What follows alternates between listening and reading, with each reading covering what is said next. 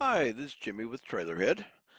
Today I'm going to go through a tutorial using Vectric Aspire software on creating a ramp within your project uh, that can be actually carved out, 3D carved, and some other uh, techniques within that same principle applies. As we get into it, you'll see. Uh, I know it's available in the Aspire software. I'm not sure about VCarve and some of the ones below it. You just have to look for the tools, see if it's available or not. But what we're going to do is we'll go ahead and start with a new file. For this demo, I'm just going to do a 7x7 about 1.5 inch thick for our material.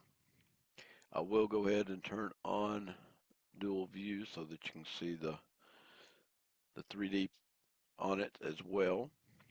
So what we'll do is we'll start out and we'll create just a 6x6 box.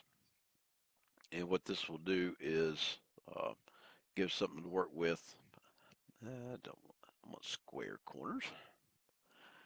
And do 6x6. And apply that. It's not quite centered, so we'll use the centering tool and apply that centered in the material. Right. So what we'll do is on one end, we're going to do like a wavy or rolling type path. And on the other end, we're just going to do an angled ramp on it. And this ramp is more than what a normal 45-degree bit would actually be able to capture.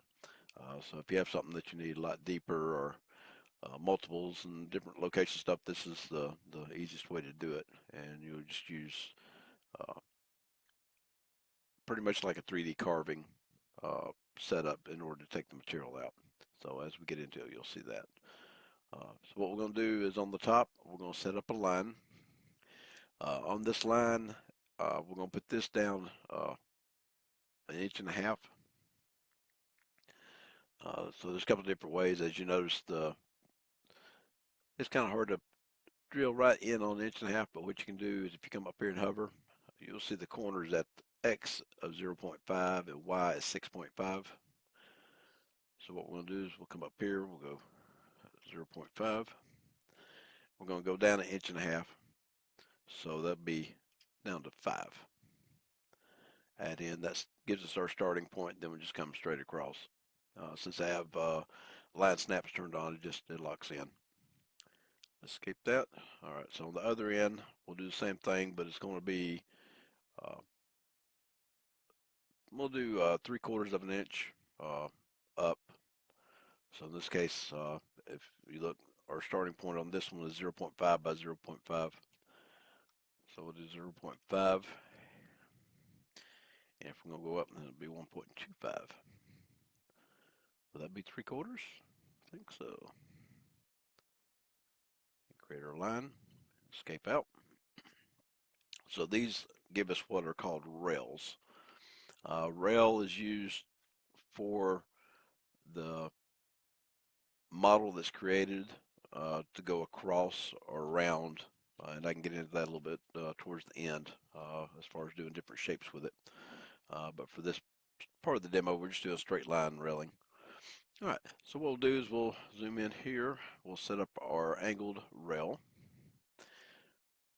So in order to do that, we're just going to start here, and we're going to come over 3/4 of an inch.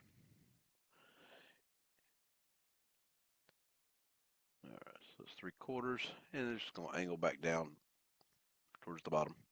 So that gives us our vector 3/4 inch ramp.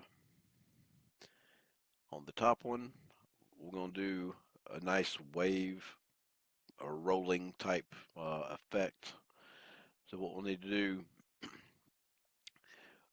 in order for the model to work, it needs to know how much material to take out at different locations. All right, so in this case, we'll go ahead and go up. Well, it's 1.5 inch thick material, so we'll do 1 inch. So go up to 1 inch. Okay, that's going to be our starting point. Now from here we need to create a rolling effect. So we'll go up here and use our curved draw, and we'll just create a nice little curve type pattern as it goes down. And I can go all the way to the edge right there if I want to. We'll go ahead and do that on this one. All right, so for this to be able to be used with the rail sweep, this needs to be a continuous one-piece vector. So what we need to do is we need to add these two together. So to do that, go ahead and click and then shift click to select the other. Another way you can do it is click off of it and drag the box around both of them and it'll select them for you. Right click it and we're going to join it with a line, and it joins it right in this location right here. But it is a single vector. It's not a closed, it's an open vector.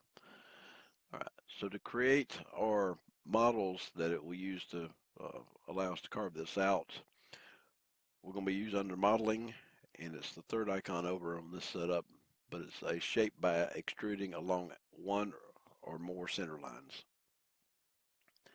So when you click on that, it's going to ask for the drive rail. Like I said before, the drive rail is what the profile will go across to create the model that you're wanting. So in this case, we're going to just pick the single drive rail. We're going to use that selection. Then we're going to come and we'll pick our profile to go across it. If this happened to be a closed vector, it would not let me pick it. So we'll not let you do that. For now, we'll leave off the weave under and over. I can kind of cover that. It's a neat little effect that it can do as well. You can also set exact heights with this if you need to. And that I can show you that whenever I do the weave under over. We'll kind of cover that a little bit. So this is going to be called a ramp, and we're going to apply it. So if you've seen over here in our model, we have a ramp. Now to get our block, I'm going to go under view and view material. So now it's going to show the block. Now right now it shows on top because we haven't set up a tooling path, so it doesn't quite know what to do with it, so it's going to put it there. The other thing, it also centers it on your axis line, or the one that draws it across. So we'll need to actually bring it down to the bottom of our box. So what we'll do is we'll highlight that and click our box, and then we'll use the alignment tool to align them towards the bottom, and that will put it down there. Now we'll do the same thing on the wave part of it.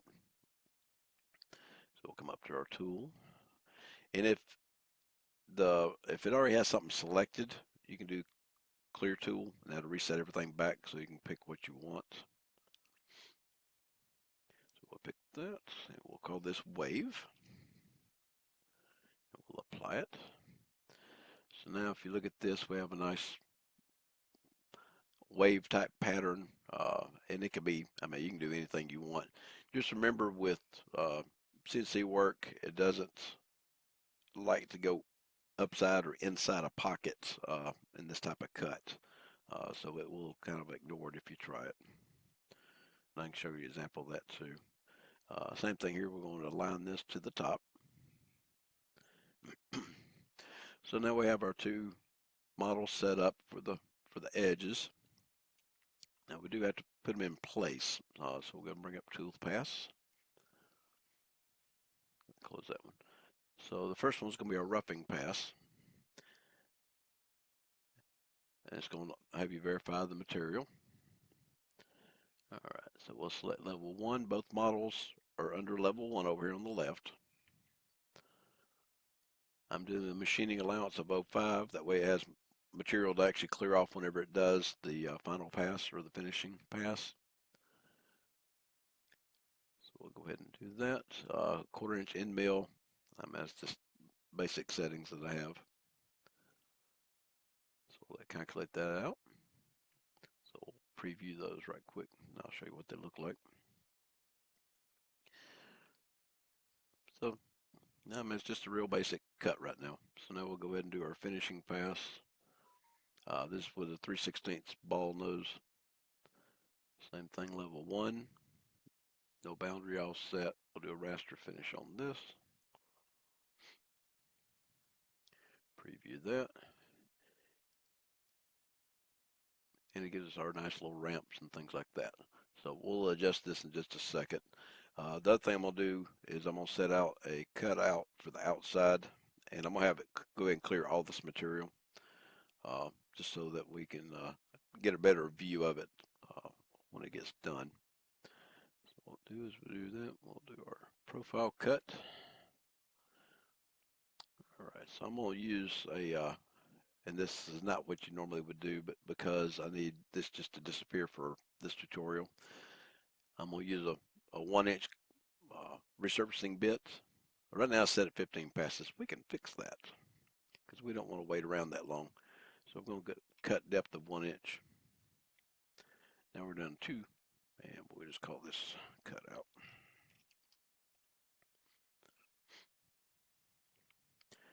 And like I said, once it cuts it out, then you get a better view of the side and what it actually would look like when it's finished. Now, if you notice the depth and the height and the different little anomalies on this, there are ways to fix these. Has to do with placement of the model within the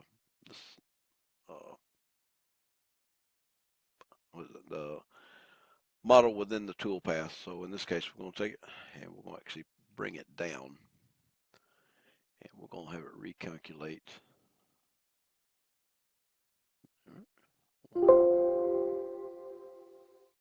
go ahead and reset and preview all. Let's see what this looks like.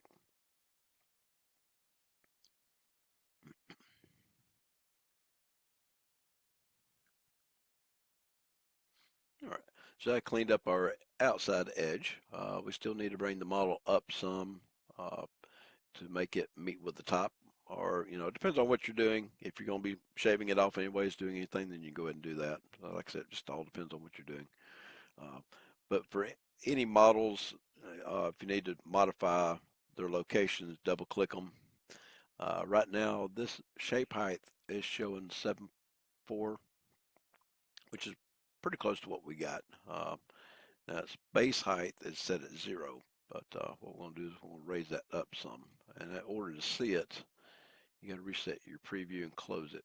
So that changes your base. So now, if you look, you see how the base goes up and down. And if we turn this sideways where we can see a little bit, you can see where it's going to be right here towards the top. So in this case, we don't really need that. Let's put it about 1. Let's see what that looks like. Not quite enough, is it? All right. And there is different ways to get precision settings on it. Now I think part of it is both models, because they are tied together, are based off the same bottom level. On our other model, we're set at 1 inch high versus 3/4. So if you look at this, we're doing right at 3/4 and then 2.5. So that'd be 1 inch. So let's recalculate.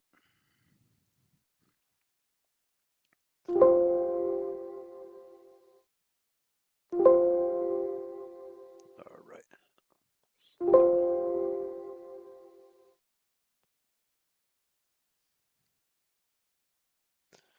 And then when this gets done, it should cut the outside so we can see it. So by adjusting that model up, now we got a nice edge at the top and the bottom. And like I said, this rolls off the top and just rolls down. Okay, so now we're going to show you some of the additional features within the tool. Like I was talking about earlier, there's some things you can do with it other than just straight lines and effects like that. So what we're going to do is we'll go ahead and place a couple of objects down, or vectors. We'll do a circle. We'll also do a square.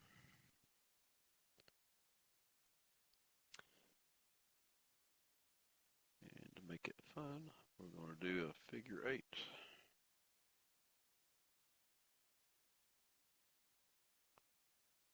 Or pretty close to a figure 8. It's not exact. All right, so within this, you can do the same thing with these objects. So if you will make a sconce, a coaster, a picture frame, anything to that effect. You can do the same thing with it to create those effects within it.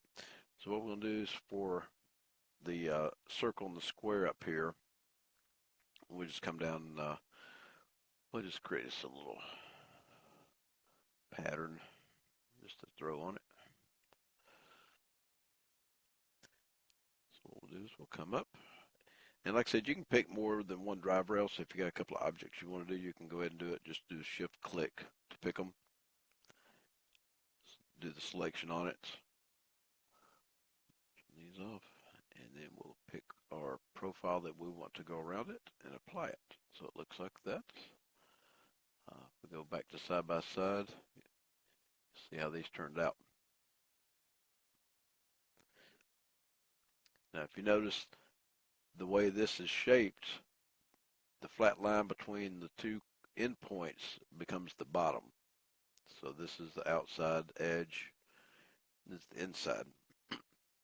Some odd reason, if you wanted it the other way around, instead of trying to redraw it or flip it, because even if you flip this around, it doesn't take it that way. What you do is you come over here, and on your profile or the lines that's using to create the objects, what you do is you right click it and reverse the rail and reapply. And what it does is it takes that same pattern, but it just inverts it. So it would put the larger one on the inside and the shorter one on the outside. But since we didn't right click the square, that one remained the same. Same thing on the figure 8 down here. You can do the same thing. So we're going to clear the rail. Now if you notice these two went away, that's because we didn't save them as components. So what we'll do is we'll go ahead and do that and make sure they stick and they stay. Apply. We'll right click this, reverse it, apply it. So you start a new component, those will stay. Then you can pick this one with this. Oops, sorry. Use it as our rail. This will be our pattern. We'd apply it. So it puts it on there. And I mean, it's typical figure 8. You know, the outside becomes the inside and vice versa.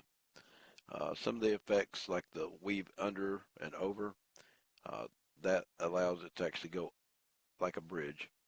So it goes over one section and then under the other one. The scale to exact height, if you need something that's exactly ½ inch high, you tell it that's what you need, and it actually would scale it up. If you need ½ inch high, you could do the same thing, just apply it, and it becomes exactly that high. Now there is an option in here to use a component to create. What we'll do is we're going to save this one, close, but actually on this model here, we're going to delete that one because we'll do it again. I said we're going to create something a little different. So on this, we'll create a square with rounded corners. And we're going to go, we'll do 75. Of course, it's kind of a small box. Okay. Close that out. Now we're going to create a small model to go in here. So let's say that you want to do railroad tracks, just for a quick example. So you need to make a set of tracks, but you don't need to draw the whole thing. What you would do is you'd come in here and we need a square, of course. So we need to draw, this will be one rail. Okay, come down here, we're going to draw another rail. And they're not quite even, so let me do it this way. We'll close that out. We'll copy it, and we'll just move it down. And we have to come in with our cross tie, which is the board in between. It's a little bit wider. So these don't stick out that much, maybe something like that. So I got to clean these up a little bit. They're just a little bit out of perspective for our sizing for what I want. So our cross tie like that. This would be our rail section. So if you imagine two sections together, and that would be something like that. So then your next section would be here. It'd come across, and you'd have your cross tie across there. All right. So these need to become a model. There's another case where the modeling comes in handy. So what we'll do is we're going to do the cross tie, and we're going to do create a shape. We're going to make it flat because cross ties are flat. We got a base at the 0.2, so we'll put on there, make it the board, and we'll apply it. So there's our board. Looks a little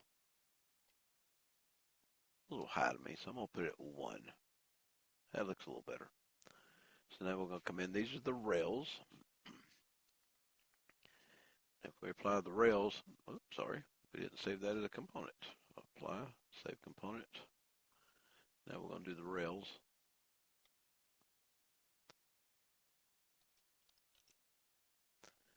Apply.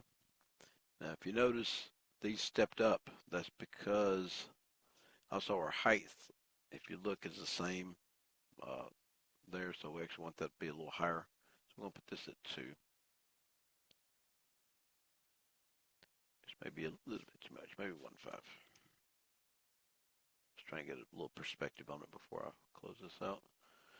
All right. So what we have is the board and the rail. We need these to be actually in a different level together. So we're going to move them to new level.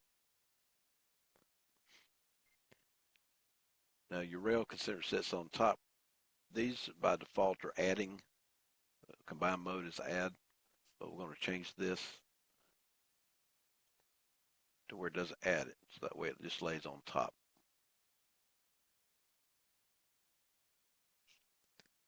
Now the other thing you could do, if you wanted a nice rounded over shape on your rails, you'd come in. So I'll go ahead and delete that one. So we'll go ahead and do it.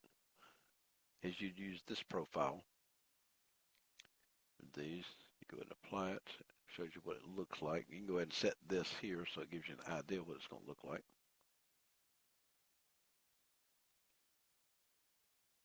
Now your rounded over angles are here. So if you notice those kind of rounded over, looks a little better. So we'll leave it at that. And we'll call that the rails. So that's our rails on there. All right. So now we have our components here. That's a single component, so we'll see if that will work by itself on our railroad track setup. So we'll come up here, we're going to do the railing. We'll pick that, we'll use it. So instead of picking a vector, we're going to use a component. So see, it does individual components. So before we can do this, we need to actually merge these two components together. Usually if I still am adjusting things, I'll copy these out, duplicate them, and then after I duplicate them, I'll call what's baking them. Baking merges the two components together into a single object. So now we'll go back down and do our sweep again. So now we'll go to components. Because we hid the other ones, we only have these two showing. So we'll do that. I'm going to turn off scaling right now, and we'll go ahead and apply. So now what it is, it kind of put down some railroad tracks around through here. If you notice, it's got the gap in between them, which doesn't look that good. So what you can do is you can fit within multiple copies. You can stretch to the length. You can overlap, and that's what we'll be doing. Is we'll do an overlap on these. We'll adjust that until we find something that we like. Ooh, that is the wrong overlap. There we go. You have to turn off flip alternating because it flips them back and forth. If they're not exactly symmetrical, then it offsets it. There we go. So now we have a nice smooth rail that goes all the way around. And we have have a set of railroad tracks. So hopefully this helped you a little bit on understanding some other things that the extrude and weave along drive rails can do. If you have any questions, feel free to hit me up and let me know. And you have a good day.